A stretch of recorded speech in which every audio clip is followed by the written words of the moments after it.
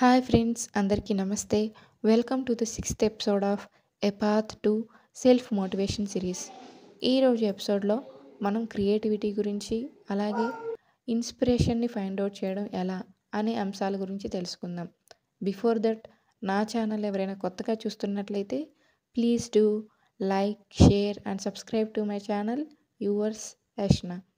వీడియోని ఎక్కడా స్కిప్ చేయకుండా లాస్ట్ వరకు చూడడానికి ప్రయత్నించండి. మీ యొక్క వాల్యుబుల్ టైంని వేస్ట్ చేయకుండా వీడియోని స్టార్ట్ చేసేద్దాం.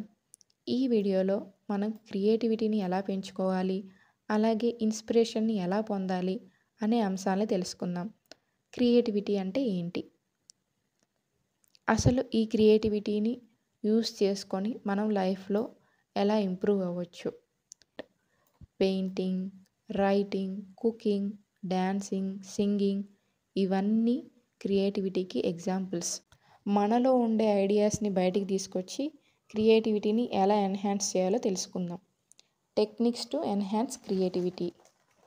Technique number 1, explore new experiences. New ఎక్స్పీరియన్సెస్ని ఎక్స్ప్లోర్ చేయడం క్రియేటివిటీని బూస్ట్ చేయడానికి చాలా హెల్ప్ చేస్తుంది.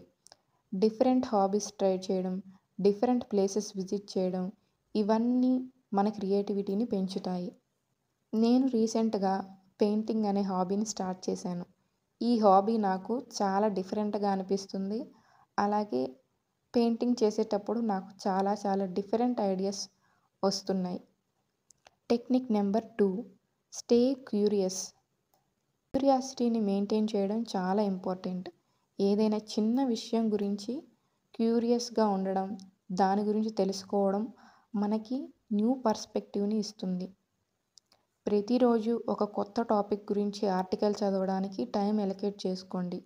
ఇవి మీకు న్యూ ఐడియాస్ జనరేట్ చేసుకోవడానికి బాగా హెల్ప్ అవుతాయి. Technique number 3, take breaks. కంటిన్యూస్గా ఏదైనా పని చేయడం వల్ల మన క్రియేటివిటీ తగ్గిపోవచ్చు. సో రెగ్యులర్ బ్రేక్స్ తీసుకొని మైండ్ని రిలాక్స్ చేయడం చాలా ఇంపార్టెంట్. ప్రతి గంటకి ఒక 10 నిమిషాల బ్రేక్ తీసుకోవడం చాలా ఇంపార్టెంట్. ఈ బ్రేక్స్ అనేవి రిఫ్రెష్ అవ్వడానికి బాగా హెల్ప్ చేస్తాయి. Technique number 4, collaborate with others. అదర్స్తో కొలాబరేట్ చేయడం వల్ల మనకి కొత్త ఐడియాలు వస్తాయి. డిఫరెంట్ పర్స్పెక్టివ్స్ మన క్రియేటివిటీని ఇంప్రూవ్ చేస్తాయి. మీ ఫ్రెండ్స్తో కలిసి బ్రెయిన్ స్టార్మింగ్ సెషన్లో కూర్చోండి. ఇవి మీకు న్యూ ఐడియాస్ని జనరేట్ చేయడానికి చాలా హెల్ప్ చేస్తాయి. ఈ 4 టెక్నిక్స్ ఫాలో అవ్వడం వల్ల మనలో ఉన్న క్రియేటివిటీని మనమే ఎన్హాన్స్ చేసుకోవచ్చు.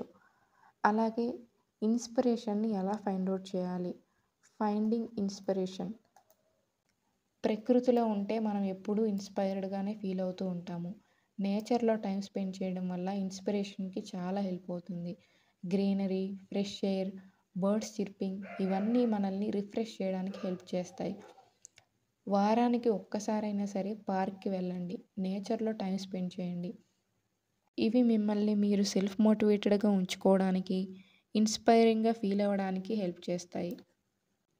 బుక్స్ చదవడం, ఆర్ట్స్ని అడ్మైర్ చేయడం ఇవన్నీ ఇన్స్పిరేషన్ పొందడానికి మంచి sources. Different others and artists మన మైండ్కి కొత్త ఐడియాస్ని ఇస్తూ మనల్ని ఇన్స్పైర్ చేస్తూ ఉంటారు. ప్రతి నెల ఒక కొత్త బుక్ చదవడానికి టైం పెట్టుకోండి. ఆ అథర్ రాస్తున్న జోన్లో కాకుండా వేరేలాగా రాయొచ్చు అనే కొత్త పర్స్పెక్టివ్స్ని ఆ బుక్సే మీకు కలిగిస్తాయి.